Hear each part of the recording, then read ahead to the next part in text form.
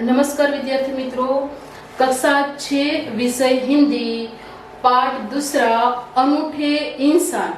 अनूठे यानी कि अद्भुत, सबसे अलग ऐसा इंसान, यहाँ पे हमें पढ़ना है पाठ के बारे में। तो व्यक्ति अनूठा कब कहलाता है? तो कि वे कोई ऐसा काम करे कि वे दुनिया के लिए असाधारण हो और वह काम बड़ा भी हो। हमें यहाँ इस पाठ में नेपोलियन और कौमुदी, इन दो विभागों में ये पाठ बांटा गया है, जिसका हमें यहाँ अभ्यास करना है।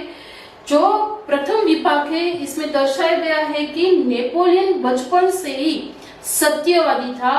वे सदैव सच ही बोलता था और सत्य बोलने पर उसे कौन सी सजा होगी, क्या भुगतना पड़ता, उसका विचार नहीं करता। पर उसके लिए किसी और को कोई भी प्रकार का नुकसान हो, वह उससे मंजूर था नहीं। इस इकाई में दो प्रसंग है। अभी हमने कहा कि इस इकाई में यानी कि इस पाठ में हमें दो प्रसंगों का अभ्यास करना है। और प्रथम प्रसंग में फ्रांस के महान शासक नेपोलियन कहाँ का राजा था? तो नेपोलियन फ्रांस का महान शासक यानी कि राजा नेपोलियन बोनापार्ट के बचपन पर यह आधारित है। जो ये प्रथम घटना दी गई है, फ्रांस का जो महान शासक था, पहले वो सेनापति था, पर उसके बचपन का एक किस्सा हमें यहाँ पे दिया गया है, जो हमें सत्य एवं प्रामाणिकता की राह पर चलने की प्रेरणा देते हैं। लेकिन आज ये एक किस्सो छे, ये आपने सत्यतानी साथे प्रामाणिकतानी राह पर केवी रीते चाली सकीए एनी प्रेरणा आपे छे। जबकि दूसरे प्रसंग में केरल की देशभक्त लड़की कौमुदी के सच्चे दान का निरूपण किया गया है। यहाँ पे जो कौमुदी की बात की गई है, कौमुदी 16 साल की लड़की थी। यह उस वक्त की बात है कि जिस समय हमारे देश में आजादी के लिए आंदोलन चल रहा था और बापू उसके नेता थे। तो जब देशभक्ति के लिए कोई भी व्यक्ति से जो भी बन सके, वे उसे भेंट के रूप में देते थे। उस समय कौमुदी मंच पर आती है और अपने कीमती गहने देकर वह देशभक्ति का परिचय कराती है कि उस लड़की के लिए गहनों से ज्यादा अधिक महत्वपूर्ण क्या है? देशभक्ति यानी कि सच्चा दान क्या है? तो कि देश के लिए अपना सब कुछ न्योछावर करना वही सच्चा दान होता है, जो कौमुदी ने हमें यहाँ पे ये सीख दी है। ऐसा था नेपोलियन, यानी कि आओ तो नेपोलियन। नेपोलियन जब छोटा लड़का था तब भी सिर्फ सत्यवादी था। सत्यवादी यानी कि सदैव सच बोलना। लेकिन नेपोलियन જ્યારે નાનો હતો ત્યારથી જ તે હંમેશા સત્ય બોલતો હતો। एक दिन वह अपनी बहन इलाइजा के साथ आंख मिचौनी खेल रहा था। यह स्वामी प्रश्न आता है कि नेपोलियन की बहन का नाम क्या था? इलाइजा। नेपोलियन की एक छोटी बहन थी, उसका नाम था इलाइजा। और नेपोलियन अपनी बहन के साथ आंख मिचौनी, जिसका गुजराती अर्थ है संता कुकड़ी, लेकिन एक छुपाई जाए અને બીજું ગોતવા જાય, જેને हिंदीમાં आंख मिचौनी કહેવામાં આવે છે। इलाइजा छिपी हुई थी और नेपोलियन उसे ढूंढने के लिए इधर उधर दौड़ रहा था। लेकिन इलाइजा छे ए संताणी હતી અને એનો ભાઈ नेपोलियन એને શોધવા માટે અહીંથી તહીં દોડી રહ્યો હતો। अचानक वह एक लड़की से जा टकराया। जब नेपोलियन उसकी बहन को ढूंढ रहा था तब उसका ध्यान नहीं था और अचानक वे एक लड़की के साथ टकरा जाता है। लेकिन एकाएक नेपोलियन एक छोकरी साथे भटकाई जाए छे। लड़की अमरूद बेचने जा रही थी। लड़की क्या बेचने जा रही थी? अमरूद। अमरूद यानी कि जामफल। ये भी छोटी आयु की लड़की थी, नेपोलियन की उम्र तक की। वे अमरूद बेचने जा रही थी। नेपोलियन के टकराने से उसकी टोकरी नीचे गिर गई। अब यह जो छोटी बच्ची है अमरूद लेकर अपने सिर पर अमरूदों की टोकरी होती है, यानी कि टोपली जो હોય છે, ટોપલી લઈ અને જાય છે, ત્યારે નેપોલિયન એની હારે ટકરાય છે અને ટકરાવાની સાથે જ એ છોકરીના માથા ઉપર રહેલી ટોકરી નીચે પડી જાય છે। कीचड़ होने के कारण उसके सारे अमरूद खराब हो गए। अब एक तो कीचड़ की बात की गई है, कीचड़ में तो कितनी सारी बदबू आती है और यह तो खाने की चीज है अमरूद, अमरूद यानी कि जामफળ। હવે જેવા જામફળ કીચડમાં પડે છે તો એ બધા જામફળ કીચડ કીચડ એટલે કે ગારો ગારો થઈ જાય છે। कीचड़ होने के कारण सारे अमृत खराब हो गए, એટલે કે कीचड़ने कारणे બધા જામફળો છે એ खराब થઈ ગયા। वह रोती हुई कहने लगी, अब मैं माँ को क्या जवाब दूंगी। उसे जो जामफળ बिकने के लिए यानी कि बेचवा માટે એની માએ આપ્યા હતા, એને કીધું કે જામફળ વેચાઈ જા તો જ તું આવજે ઘરે અને એને પૈસા મમ્મીને આપવાના હતા। હવે આ જામફળ બગડી ગયા એટલે હવે આ કીચડની એટલે કે ગારાની વાસ આવે તો એવા જામફળ કોઈ ખરીદે નહીં। એટલે આ છોકરી રડવા લાગી છે ને, રડતા રડતા કહે છે કે હવે હું મારી માને શું જવાબ આપીશ। इलाइजा कहने लगी, चलो भैया हम यहाँ से भाग चले। एक तो नेपोलियन टकराया, उस अमरूद वाले के सारे अमरूद कीचड़ में गिर गए। यह देखकर इलाइजा क्या कहने लगी, देखो इलाइजा कहने लगी, चलो भैया हम यहाँ से भाग चले। पर नेपोलियन यह नहीं माना, એટલે કે ઇલાજાએ કીધું કે ચાલ ભાઈ આપણે અહીંથી ભાગી જઈએ। नहीं बहन, हमारे कारण ही तो इसकी हानि हुई है। એટલે નેપોલિયન એની બેનને શિખામણ આપે છે કે નહીં બેન, આપણે લીધે જ આ છોકરીનું નુકસાન થયું છે। यह कहकर नेपोलियन ने जेब में से 3 छोटे सिक्के, कितने सिक्के निकाले 3, पर छोटे सिक्के 3 छोटे सिक्के निकाले और लड़की को देकर कहा, बहन मेरे पास ये 3 सिक्के हैं, तुम इन्हें ले लो। એટલે કે નેપોલિયન ખિસ્સામાં હાથ નાખી અને એની પાસે 3 સિક્કાઓ હોય છે, કાઢીને કહે છે કે બેન આલે આ મારી પાસે 3 સિક્કા છે, આને તું લઈ જા। इन 3 सिक्कों से क्या होगा, मेरी माँ मुझे बहुत मारेगी। अमृत वाली लड़की ने क्या उत्तर दिया कि आ 3 સિક્કાથી મારું શું થશે અને મારી માં મને ખૂબ જ મારશે, કારણ કે પૈસા એને પૂરા અમૃતના એટલે કે જામફળના ચૂકવવાના હતા। લડકીને કહા, એવું એ અમૃત વાળી છોકરી કહે છે, अच्छा तो तुम हमारे साथ घर चलो, हम तुम्हें अपनी माँ से और पैसे दिलवा देंगे। ऐसा कौन कहता है, नेपोलियन। पर किससे कहता है, अमृत वाली लड़की से। છોકરીએ જ્યારે એમ કીધું જામફળવાળીએ કે આટલા 3 સિક્કાથી મારું કઈ નહીં થાય અને જો વધારે પૈસા નહીં લઈ જાઉં તો મને મારી માં મારશે। એટલે નેપોલિયન એમ કહે છે, કાંઈ વાંધો નહીં બેન, તું મારા ભેગી અમારી ઘરે ચાલ, હું તને મારી મમ્મી પાસેથી તારા જે પૈસા થતા હોય જામફળના એ અપાવી દઉં।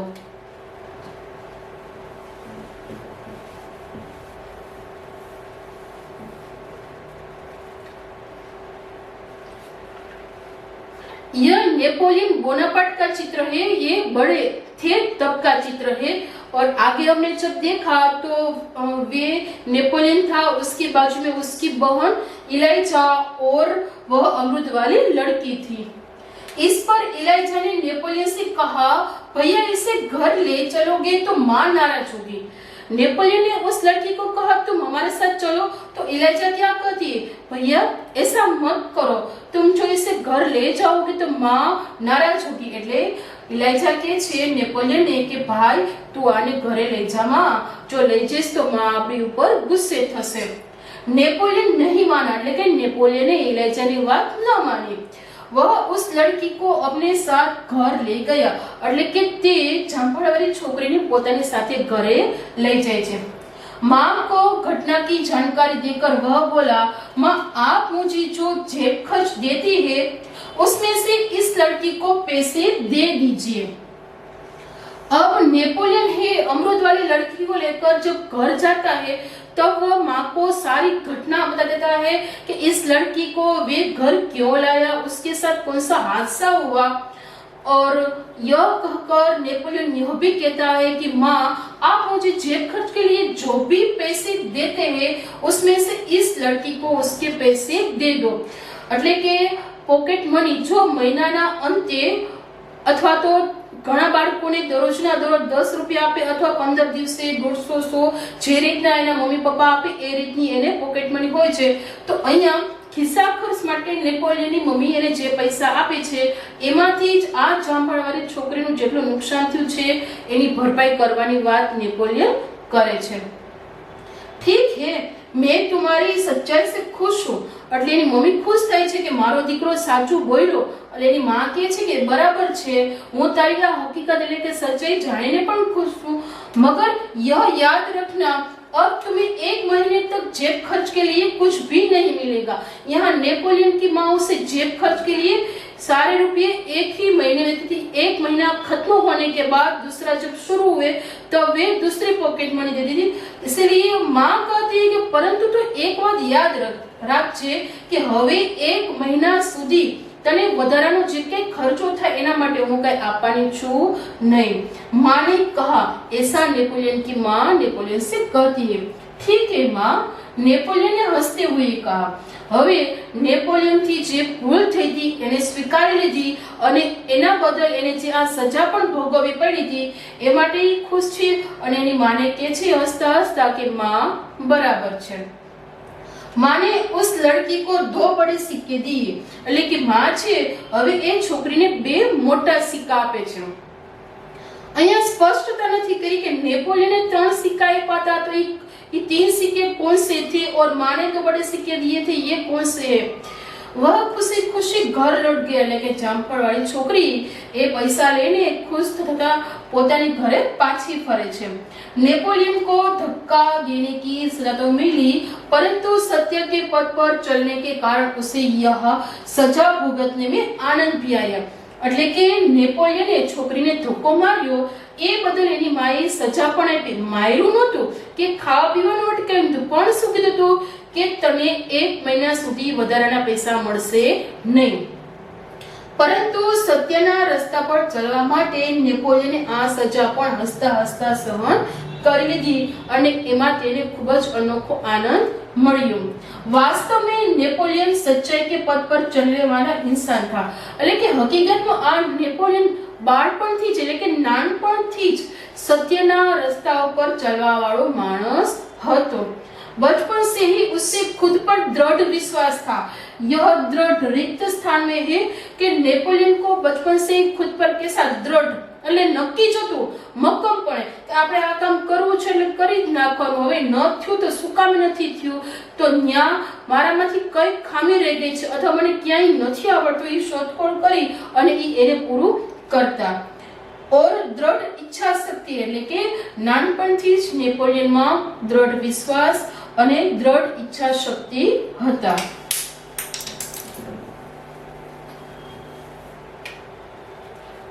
सच्चा दान, यह हमारा पाठ का दूसरा विभाग है।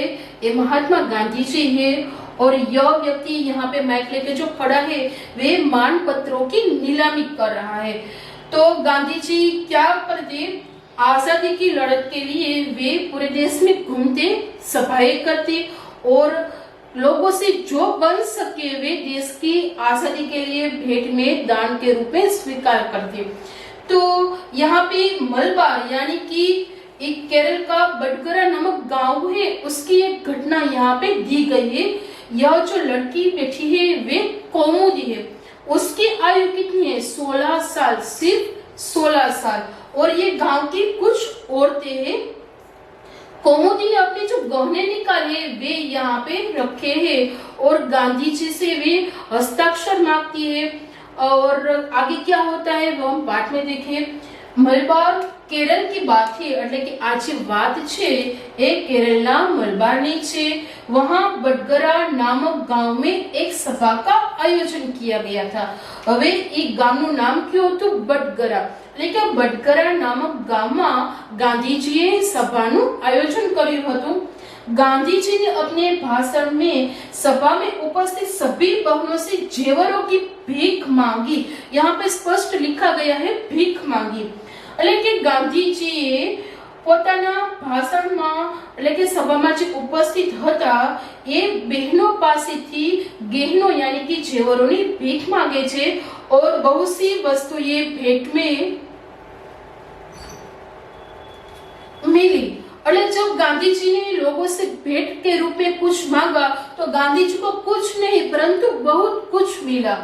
अपना भाषण समाप्त करके गांधी जी उनको नीलाम करने लगे। नीलाम करना यानी कि बोली लगाकर उसे बेचना। यहाँ पे क्या होता है कि कोई व्यक्ति हो, उसने गहना कौन सा दिया हो, गले का स्वर्ण हार दिया हो, तो आजादी के लिए सोने की जरूरत नहीं थी पर पैसे की जरूरत थी, इसलिए वे नीलाम करते हैं कि यह इस व्यक्ति का है और इतने का है, किसी को लेना है। अब जो लेता है उसका नाम, रुपए आदि लिख कर उसकी नीलामी की जाती है। उसी समय कौमुदी नामक के 16 साल की यानी कि 16 वर्ष की एक कन्या धीरे धीरे मंच पर चढ़ आई। अभी हमने उस लड़की का चित्र देखा था, तो यहाँ पे बताया गया है कि उस समय कौमुदी यह उसका नाम है और आयु कितनी है, 16 साल। लेकिन एक वक्त कौमुदी नामनी 16 वर्षની एक छोकरी धीमे धीमे मंच ઉપર ચડી આવે છે। उसके एक हाथ की सोने की चूड़ी उतार दी। पहले उसने दान के रूप में क्या दिया था, तो कि अपने एक हाथ की सोने की चूड़ी એટલે કે પોતાના એક હાથની સોનાની બંગડી ઉતારી દીધી। અને ગાંધીજીને શું કહે છે, गांधी जी को देते हुए बोली कि आप मुझे अपने हस्ताक्षर देंगे। એટલે કે હાથની એક બંગડી કાઢી અને ગાંધીજીને કહે છે કે શું તમે મને તમારા હસ્તાક્ષર કરી આપશો। ગાંધીજી હસ્તાક્ષર કરી रहे थे तो दूसरे हाथ की भी चूड़ी निकाल दी। હવે ગાંધી બાપુ છે એ સહી કરી જ રહ્યા હતા, પણ એ વખતે આ કૌમુદી છે એના બીજા હાથની બંગડી ઉતારીને આપી દે છે। यह देखकर गांधी जी ने कहा, अरे पगली लड़की, दोनों चूड़ियां देने की जरूरत नहीं है। अरे बीजी બંગડી ઉતારી નહીં પીને તો બાપુ શું કહે છે એને, અરે પાગલ છોકરી, આ બીજી બંગડી તારે આપવાની જરૂરત હતી નહીં। एक ही चूड़ी लेकर मैं तुम्हें अपने हस्ताक्षर दे देता। यह याद रखना है, एक वाक्य के उत्तर में आता है, બાપુ કહે છે કે હું તને આ એક બંગડી લઈને પણ મારા હસ્તાક્ષર તને હું કરી આપત। इसके उत्तर में कौमुदी ने गले का स्वर्ण हार उतार दिया। पहले एक हाथ की चूड़ी दी, फिर दूसरे हाथ की, अब क्या निकाला, गले का स्वर्ण हार। એટલે કે એના ઉત્તરમાં કૌમુદીએ પોતાના ગળાનો સોનાનો હાર ઉતારીને બાપુને આપી દીધો। ગાંધીજીને પૂછા, तुमने अपने माता पिता की आज्ञा ले ली है ना। गांधी जी प्रश्न करते हैं कि तुमने तो चूड़ी दी, अब गले का स्वर्ण हार, क्या तुम्हें यह देने के लिए तुम्हारे माता पिता की आज्ञा ली है ना। એટલે કે તે તારા મમ્મી પપ્પાની આજ્ઞા તો લીધી છે ને। बिना कोई उत्तर दिए उसने कानों से रत्न जड़ित बूंदे भी निकाल दी। बूंदे यानी कि बूटी, એટલે કે હવે આ કૌમુદી કાંઈ ઉત્તર નથી આપતી અને પોતાના કાનમાં પહેરેલી સોનાની હીરાવાળી બુટ્ટી પણ કાઢીને એ આપી દે છે। गांधीजी ने पूछा, तुमने इन आभूषणों को देने के लिए अपने माता पिता से आज्ञा ले ली है ना। बापू ने यह सवाल तीसरी बार किया कि तू आ जे कई મને આપજ એ બદલમાં તે તારા મમ્મી પપ્પા પાસેથી આજ્ઞા તો લીધી છે ને કે હું આ દેશ માટે ભેટ આપું છું। कौमुदी कुछ उत्तर देती इसके पहले ही किसी ने कहा, इसके पिताजी तो यही है ने मान पत्रों की नीलामी में वही बोली लगाकर आपकी मदद कर रहे। એટલે કૌમુદી કઈ ઉત્તર આપે એ પહેલા જ ત્યાં સભામાં હાજર રહેલા વ્યક્તિમાંથી એક એમ કહે છે કે અહીં જ કૌમુદીના પિતાજી છે કે જે માનપત્રોની નીલામી, માનપત્ર यानी कि आदर से लिखा हुआ पत्र, અને નીલામી એટલે કે એને બોલીને વેચવો, એટલે જે બોલી લગાવે છે અને તમારી મદદ કરે છે એ જ કૌમુદીના પિતાશ્રી છે। अब गांधी जी ने कौमुदी से कहा, तुम्हें यह तो मालूम होगा ही कि ये गहने देने के बाद तुम फिर से गहने नहीं बनवा सकोगी। बापू क्या कहते हैं कि कौमुदी, तने आ खबर तो हसे ज, तू आटला किंमती घरेણા મને આપે છે, હવે ફરીથી તું આવા કિંમતી ઘરેણા બનાવી શકીશ નહીં। કૌમુદીને यह शर्त દ્રઢતાપૂર્વક સ્વીકાર કરી। એટલે કે જે બાપુએ કીધું કે હવે તું નહીં બનાવી શકે એ શરતને કૌમુદી છે એ દ્રઢતાપૂર્વક સ્વીકારી લે છે। गांधी जी ने हस्ताक्षर करने के बाद यह वाक्य लिखा, तुम्हारे इन आभूषणों की अपेक्षा तुम्हारा त्याग ही सच्चा आभूषण है। बापू ने हस्ताक्षर कर दिया और हस्ताक्षर करने के बाद वे कौमुदी के बारे में कौन सा वाक्य लिखते हैं? तो यह कि तुम्हारे इन आभूषणों की अपेक्षा तुम्हारा त्याग ही सच्चा आभूषण है। એટલે કે તારા આ આભૂષણ કરતા તે જે ઘરેણાનો ત્યાગ કર્યો છે એ જ સાચું આભૂષણ છે। सच है, देश प्रेम से बढ़कर कुछ नहीं है। और यहाँ कहा गया है कि साचू છે કે देश प्रेम करता बीजू વધારે કાંઈ હોતું નથી।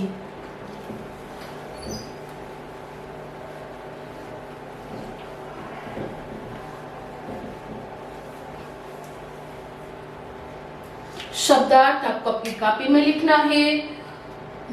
इसमें कुछ शब्दार्थ ऐसे हैं जो शब्द समूह के रूप में भी पूछे जा सकते हैं, जैसे हमेशा सत्य बोलने वाला तो के सत्यवादी, अद्भुत यानी कि अनोखा, वे पाठ का नाम है अनूठा इंसान, उसका 3 पर्याय है, अद्भुत और अनोखा। आंख मीचोनी तो के लुका छिपी का खेल, अमरूद यानी कि जामफल, ये उसका गुजराती अर्थ होता है। पथ यानी कि रास्ता, दृढ़ यानी मजबूत, निर्माता એટલે કે બનાने वाला, हस्ताक्षर दस्तखत, घटना प्रसंग, उपस्थित हाजिर, वहां आए हुए, और मानपत्र आदर से लिखा हुआ पत्र, आयोजन इंतजाम, आभूषण गहना, नीलामी बोली लगाकर बेचना, और भाषण सभा के सामने बोलना, और त्याग यानी कि समर्पण। अब अभ्यास है उसका प्रश्न नंबर 1, नेपोलियन और उसकी बहन के स्वभाव में क्या अंतर था? तो उत्तर है नेपोलियन सदैव सच बोलता था, वे सच बोलने से डरता नहीं था और वे सत्य का सामना करने से भी नहीं डरता था। उसके कारण किसी को भी नुकसान हुए वे उसे मंजूर नहीं था। जबकि उसके विपरीत नेपोलियन की बहन झूठ बोलकर सत्य से बचना चाहती थी, उससे सिर्फ अपनी ही चिंता थी, दूसरों के नुकसान की नहीं। दूसरा प्रश्न है, आप नेपोलियन की जगह होते तो क्या करते? तो उत्तर है अमरूद बेचने वाली लड़की को जो नुकसान हुआ उसे भरपाई कराने के लिए नेपोलियन उस लड़की को अपने घर ले जाता है और माँ से कहकर वे उसके पूरे पैसे दिलवाता है। अगर मैं भी नेपोलियन की जगह होता तो मैं भी अमरूद बेचने वाली लड़की को उसके पूरे पैसे दे देता। आप अपने जेब खर्च का उपयोग किस प्रकार करते हैं? ये आपको खुद लिखना है कि आपको अपनी माता पिता के द्वारा जो पैसे मिलते हैं उसका आप किस तरह से उपयोग करते हैं। बापू के बारे में आप क्या जानते हैं? तो यहाँ पे उत्तर है बापू का नाम भारत में ही नहीं पर पूरे संसार में प्रसिद्ध है। बापू का पूरा नाम मोहनदास करमचंद गांधी था। उसका जन्म 2 अक्टूबर 1869 गुजरात को पोरबंदर शहर में हुआ था।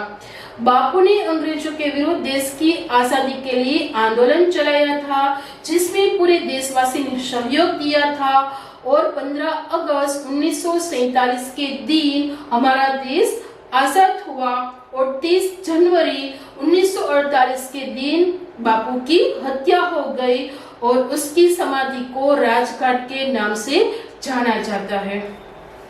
यहाँ पे बापू के बारे में आप कोई भी 5 या 6 वाक्य लिख सकते हो। यहाँ आपको निबंध भी पूछा जा सकता है, राष्ट्रपिता महात्मा गांधी जी।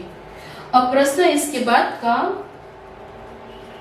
बापू धन क्यों इकट्ठा कर रहे थे? उत्तर है उस समय देश की आजादी के लिए आंदोलन चल रहा था। बापू उसके नेता थे और आंदोलन के लिए धन की जरूरत थी और बापू इतना सारा धन कहाँ से लाते? इसलिए देश में घूम घूम कर सभाएं करके वे धन इकट्ठा करते थे। आपको कौमुदी का पात्र कैसा लगा? क्यों? तो कैसा लगा? तो प्रेरणादायक लगा। हमें कौमुदी का पात्र प्रेरणादायक लगा। क्यों? तो इसका उत्तर है क्योंकि महिलाओं को गहनों से अधिक लगाव होता है। पर उस समय वह 16 साल की कौमुदी ने अपने कीमती गहने देकर देश प्रेम का परिचय दिया, इसलिए हमें कौमुदी का पात्र प्रेरणादायक लगता है। क्या आपने भी कभी अपने माता पिता के सामने गलती स्वीकार की है और उस घटना को शब्दों में बताइए? यहाँ पे आपने कभी कोई भी गलती हो और उसे स्वीकारा हो, वे आपको यहाँ पे लिखना है। जैसे कि आप क्रिकेट मैच खेल रहे हो और गलती से बाजू वाले की खिड़की का कांच टूट गया हो और उसने आपको डांटा हो और ये सच घटना आपने अपने माता पिता को बता दी हो और उसने जो सजा दी वे खुशी से भुगती हो, इस तरह से आपको यहाँ पे लिखना है। और प्रश्न नंबर दूसरा है संयुक्ताक्षर वर्ण। आपको परीक्षा में ऐसा पूछा जाता है, द प्लस ध से इस तरह से ध बना तो शुद्ध, तो इस तरह से अन्य दो शब्द हमें यहाँ पे लिखना है। तो ये दो शब्द है बुद्ध और क्रुद्ध। हम यहाँ पे वृद्ध भी लिख सकते हैं। और त प्लस त खोड़ों पर से वित, तो एक तो छत्ता और दूसरा शब्द बनता है कुत्ता।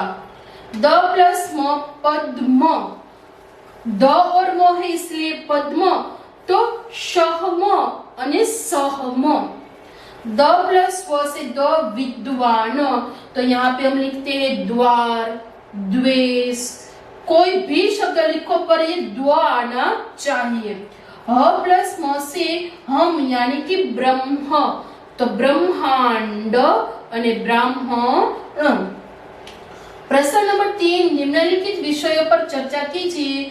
महात्मा गांधी और देश प्रेम। दूसरा है इंसान अनूठा कब कहलाता है और तुम देश की सेवा कैसे करते हो। यह प्रश्न के उत्तर आपको खुद लिखने हैं। महात्मा गांधी जी के बारे में तो हमने अभी आगे अभ्यास किया।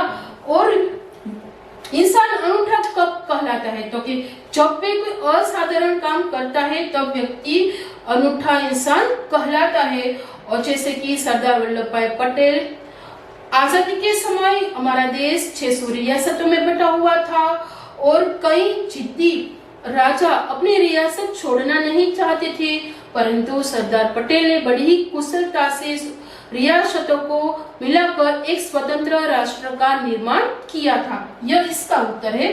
और तुम अपने देश की सेवा कैसे करोगे, किस तरह से, तो कि मैं कृषि विषय वैज्ञानिक बनना चाहता हूँ और कृषि के विषय में नई नई पद्धतियों का आविष्कार करके फल, सब्जियां आदि की पैदावार बढ़ाकर मैं देश की सेवा करना चाहता हूँ।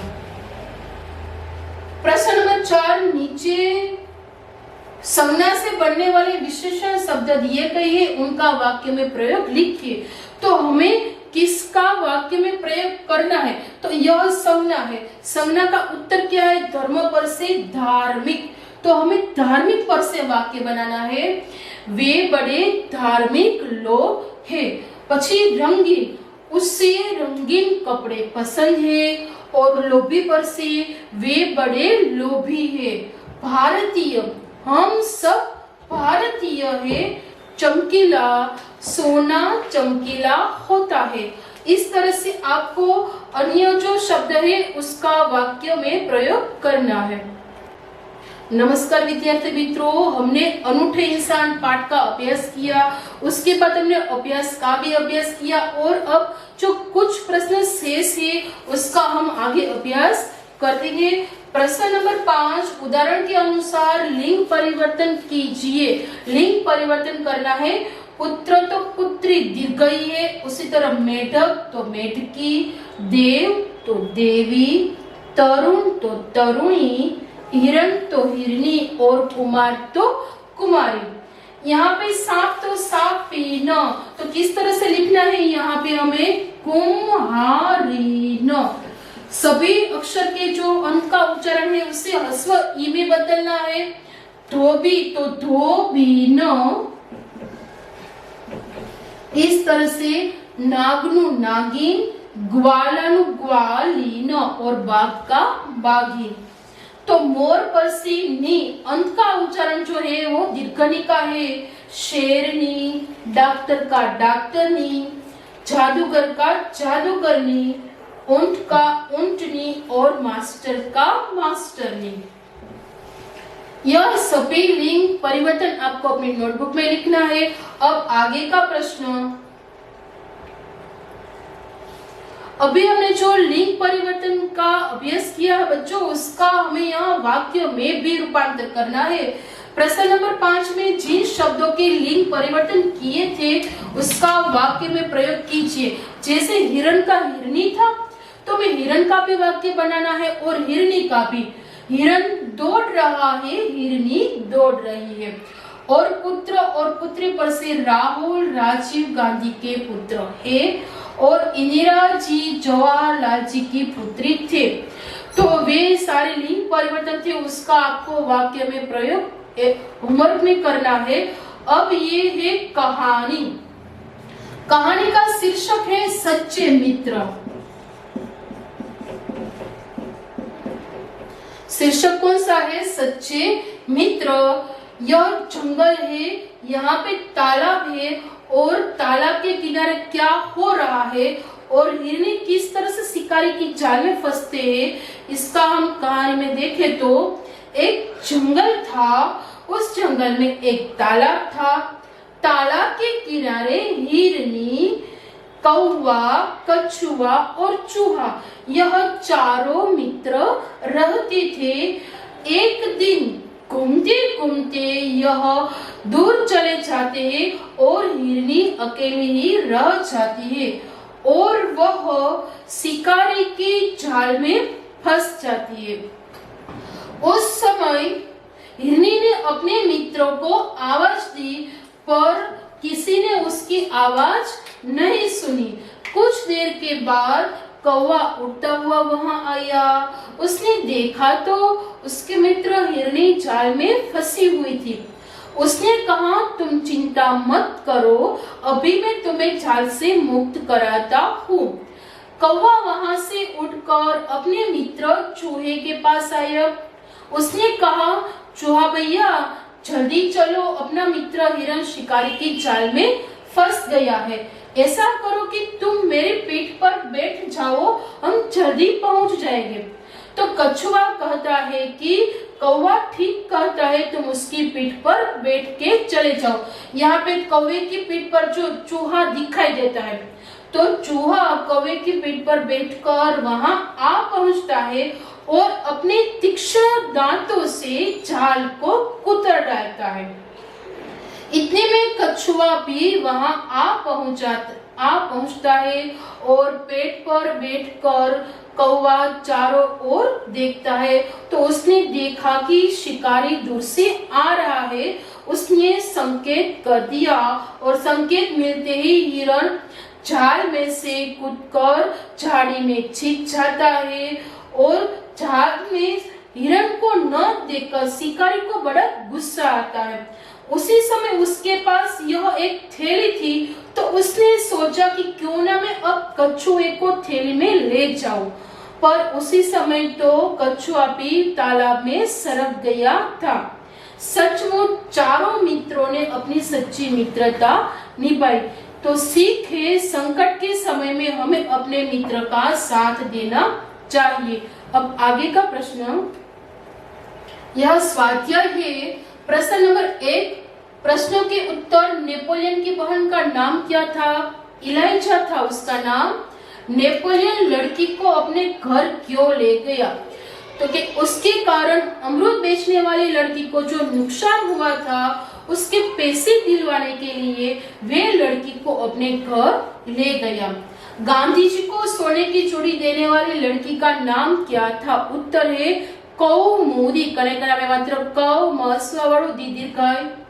गांधी जी ने कौमुदी से क्या कहा? गांधी जी ने कौमुदी से कहा कि तुम्हारे इन आभूषणों की अपेक्षा तुम्हारा त्याग ही सच्चा आभूषण है। हस्ताक्षर करने के बाद गांधी जी ने क्या कहा? हस्ताक्षर करने के बाद गांधी जी ने यह वाक्य लिखा फिर से कि तुम्हारे इन आभूषणों की अपेक्षा तुम्हारा त्याग ही सच्चा आभूषण है। सचमुच देश प्रेम से बढ़कर कुछ नहीं है। और प्रश्न नंबर 2, अपने गांव में घटी कोई आंखों देखी घटना के बारे में जानकारी दीजिए और इस इकाई के आधार पर अपने मित्रों से पूछने के लिए प्रश्न बनाए। तो हमने 2 विभाग जो पढ़े उसमें से प्रश्न कुछ बनाने हो और आपको अपने मित्र से पूछना है।